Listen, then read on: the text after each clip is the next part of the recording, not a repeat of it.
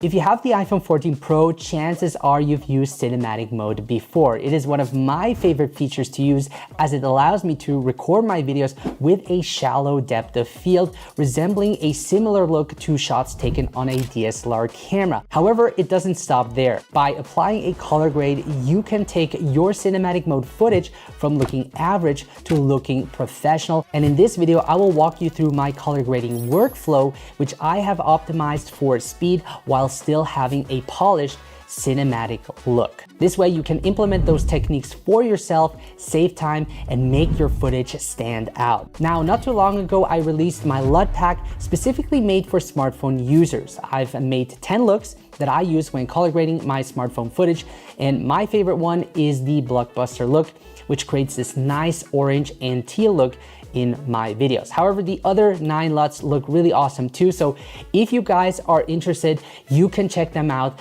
using the link in the video description below. For this tutorial, I will be using Final Cut Pro, which is my main editing software, as it provides advanced color grading tools and allows me to edit cinematic mode footage, such as changing the focus point and adjusting the level of background blur. Now, Final Cut Pro does offer a 90-day free trial if you're interested in testing it out. You can, of course, color grade your footage using an editing app like LumaFusion, and I also cover this in my course. However, you are limited, and the goal here is to make your footage look as best as possible. Color grading is not as scary as you might think. Once you get the hang out of it, it's quite fun, and actually this is my favorite part of the editing process. Now in this video, I will try and explain it as best as I can so that you can achieve the same results for yourself. The color grading process consists of 3 steps. The first step is color correcting our image, where we adjust the exposure, white balance, and saturation. Step number 2 is secondary corrections. This is where we refocus the light in a scene. Then number 3 is applying our color grade, which is the look of our video. And guys, if you stick till the end, I also have a pro tip for you that will literally save you hours of having to color grade your footage. So with that said, I'm quite excited. Let's get right into it. I'm gonna hop onto my computer and we're gonna start color correcting our footage. So before we head over to Final Cut Pro, when it comes to airdropping your cinematic mode clip, make sure to enable all photo data so that the metadata will also be airdropped onto your computer. So once you airdropped it, this is how it would look like. You can click on it and then you will have 2 clips, and you wanna make sure to import the clip that doesn't have an E in it, because this will allow you to make your focus and background blur adjustments. So we're now inside Final Cut Pro, and I've already dragged the clips onto my timeline. And these clips were shot on the iPhone 14 Pro in 4K 30 frames per second. And the reason why I shot it in 30 frames per second and not 24 frames per second is because I can slow it down 80% in the edit to make it look smoother. So the first thing I'm gonna do is convert this HDR clip into SDR. And you can do that easily by heading over to the search tab and typing in HDR. And then I'm gonna drag the HDR tool onto the clip. And then I'm gonna head over to the inspector. I'm gonna select show. And then in the mode section, I can select HLG to Rec 709 SDR. And now our image looks normal again, just how we shot it. And I will be working with this clip because we have our subject, we can see our skin tones, and we also have the surrounding like the forest and the lake that we can work with. So this is gonna be our hero shot. And once we applied all of the color correction on this clip, we can then copy it and paste it onto the other clips. So since this is a cinematic mode clip, I now have the ability to change the depth of field. So I can head over to cinematic, and you will quickly notice that the background gets blurry, which I really like. This really helps focus the attention on the subject. And over here, you have a slider where you can adjust the amount of background, the blur.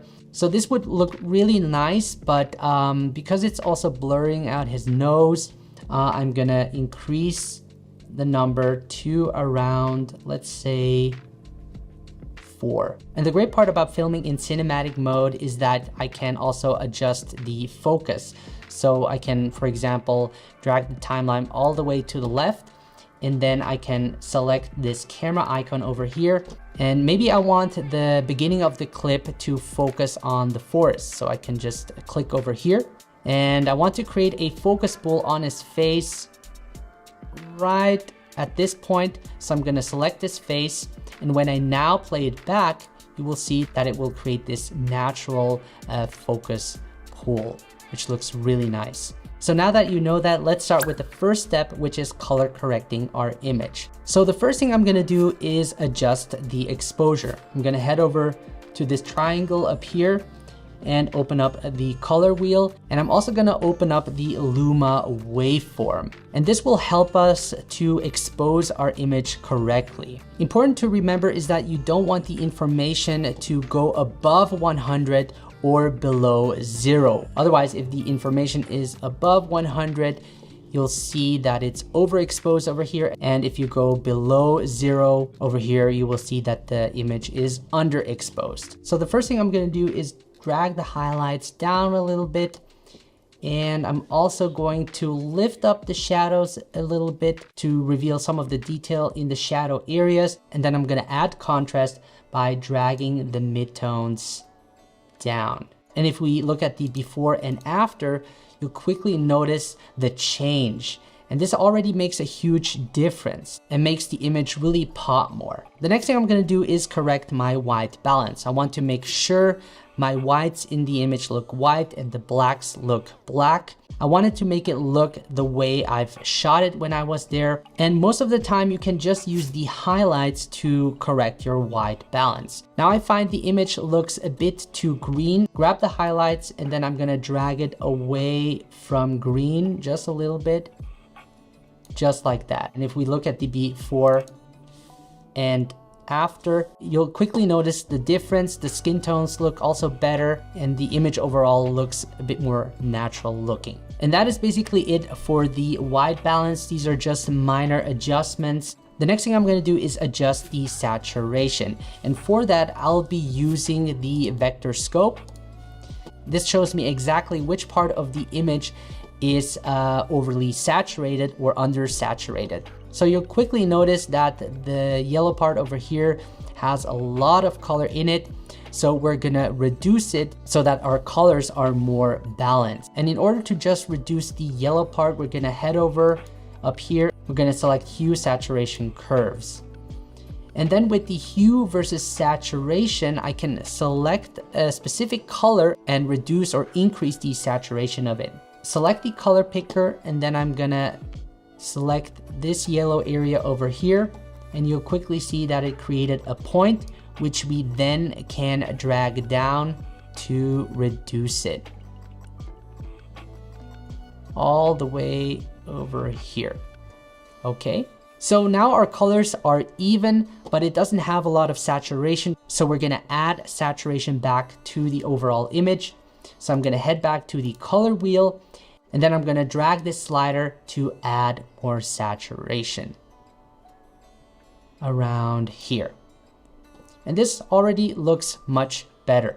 Now the next thing I'm gonna do is make the subject pop more. And in order to do that, I'm gonna head over up here, and then I'm gonna select another color wheel, and then I'm gonna create a color mask. So I'm gonna head over up here and then select add color mask. And then I can select his skin tones and mask that out.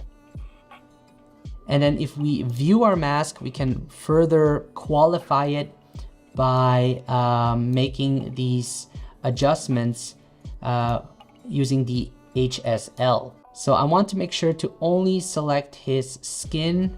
Okay, just like that. And then I can add another shade mask to just have his skin selected. Then when I remove the mask, select the highlights and add a little bit of warmth to his face. So I'm gonna drag it towards orange, and I'm also gonna add a little bit of midtones to it just to make it a bit warmer. And this affects the inside of the mask. And now we can select the outside of the mask and make it cooler by selecting the shadows and then moving it towards teal. And this again creates a nice separation between the subject and the background. So here's the before and after, which does make quite of a difference. So now that we have that, let's move on to our secondary correction, which is refocusing the light. So I'm gonna create another color wheel, and then I'm gonna choose the shape mask, and then I'm gonna drag it around the subject's face, just like that, reduce it, and then I'm gonna feather it, like that. All right. And what I'm gonna do is select the outside of the mask and then reduce the highlights and midtones. And you can see that we've refocused the light onto his face. So if we now look at the before and after, you'll see that we can really help the audience focus their attention on the subject. Now this clip looks really good already, but we can take it a step further and create our look, which is step 3 of our color grading process. So what I'm gonna do is add a custom LUT from my premium LUT pack. So I'm gonna head down here, and then I'm gonna type in LUT, and I'm gonna add the custom LUT on to this clip. Then I can head over to the inspector, and then I'm gonna drag the custom LUT right below the HDR tool clip. And then I'm gonna select show, and then in here, these are all my 10 premium LUTs. So I will go for the blockbuster look, which is my favorite LUT. And then I can reduce the intensity by dragging the slider down. So I'll reduce it to around, let's go for 35. This looks really great. And if we look at the before and after, you'll see that we have this orange and teal look in our image. The next thing I like to do is clean up the image a bit. We can see that his hair is blue. I don't want that, so I'm gonna head over to the hue versus saturation curve. And I'm gonna head over to Luma versus saturation. I'm gonna create a point over here and a point over here. So this point over here affects the darkest part of the image. And by dragging this point down, it reduces the saturation of the darkest part of the image. And this point affects the brightest part of the image. And by dragging it down, I can reduce the saturation on the brightest part of the image. So if you look at the before and after, you can see that we've cleaned up the image and it looks even better. Now you could export this clip this way. It would look totally great in your videos, but as a bonus tip, we're gonna take it even further. We're gonna add some film grain, some sharpening and blur, and a vignette to it. For that, I like to use the M Film plugin by Motion VFX, which has everything in one place. If you're interested, I will leave a link to this plugin in the video description below. And this plugin really helps take my mobile footage to the next level, making it look as cinematic as possible. So let's do that right now. I'm gonna select M Film, and I'm gonna drag this onto the clip, and then I'm gonna head over to the M Film look, and then you can see we have these parameters over here. So the first thing I'm gonna do is add a subtle blur to it. So I'm gonna select this drop over here, and I can adjust the aspect like that. I'm gonna make it a little bit smaller, make sure his face will stay in focus. And then I'm gonna reduce the outer ring a bit more. Let's look at the before and after. So it adds that subtle blur on the outside of the ring, which looks again very nice. And what I like to add is this aberration effect, which gives it a unique look to it. So if we look at the before and after, you'll see that it creates this sort of additional blur to it. I don't want it to be too strong, so I'm gonna reduce the intensity just a little bit. The next thing I'm gonna add is a vignette, which will reinforce the attention on the subject. So I'm gonna click over here, and you'll see that it darkens the outer part of the image, helping the viewer focus their attention even more onto the subject. What I'm also gonna add is some film grain just to let the colors blend in better. And if you want, you can also add a letterbox to it, which makes the image look even more cinematic. The last thing I'm gonna do is add some sharpening to his face. I'm gonna type sharpen, and I'm gonna add it to the clip. I'm gonna create a shape mask. And again, I'm just gonna select his face. I'm gonna actually reduce it to 1. Now, the last thing I'm gonna do is actually add a subtle glow into the highlights. Usually you can achieve this with a mist filter, but if you don't have a mist filter, we can also do that in the edit. So what I'm gonna do is duplicate this clip, and I've actually created my own glow preset, which I'm gonna add to it. And you'll quickly see over here that it sort of softens the highlight, which makes the video look more dreamy. And I'm gonna reduce the opacity amount for 40. And if we look at the before and after, you'll see that it adds this subtle glow to it, which looks really nice. Okay, and there you have it, guys. That is my full color grading process. Now, I know there are a lot of steps to it, but I'm now gonna give you a pro tip and show you how you can save these color effects as a preset so that you can apply them to your next project to save time. So in order to do that, head over to the clip below, and then we're gonna select Save Effect Preset. And I'm gonna name it Cinematic Preset, and I'm gonna save it into my custom folder. Make sure everything is selected, and then I'm gonna hit save. And then once I head over to my custom presets, I have it saved over here. And then I can easily apply it onto this clip by dragging it on top of it. And then I only have to do some minor adjustments. So I'm gonna start with the color wheel, and I'm gonna drag the midtones all the way up.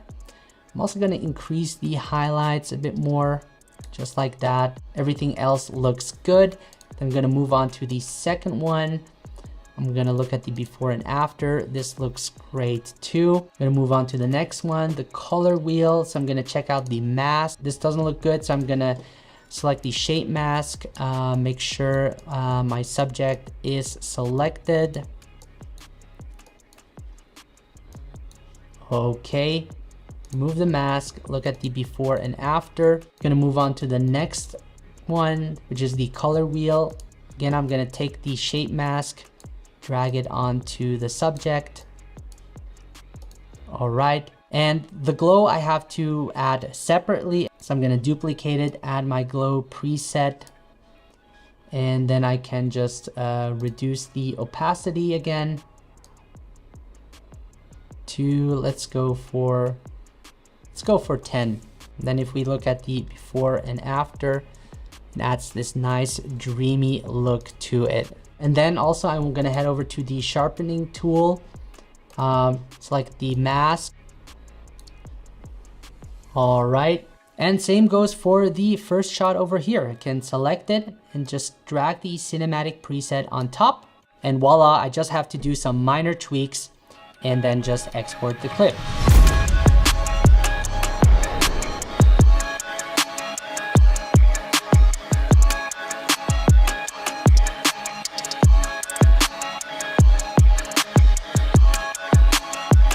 Okay folks, that is how I color grade cinematic mode footage shot on the iPhone 14 Pro. And like I mentioned, by saving your color grades as a preset with little effort, you can apply it to your footage the next time you work on a new project. It is really important that you don't neglect the color grading process, as this will make your footage truly shine. Now, color grading is one aspect that can really turn an ordinary video into something more cinematic and professional looking. However, if you don't shoot the video properly to begin with, no amount of color grading will save the footage. I see too many people get it wrong with their smartphone because of the lack of knowledge and understanding they have. And I've been there myself too, which can be really frustrating and time consuming.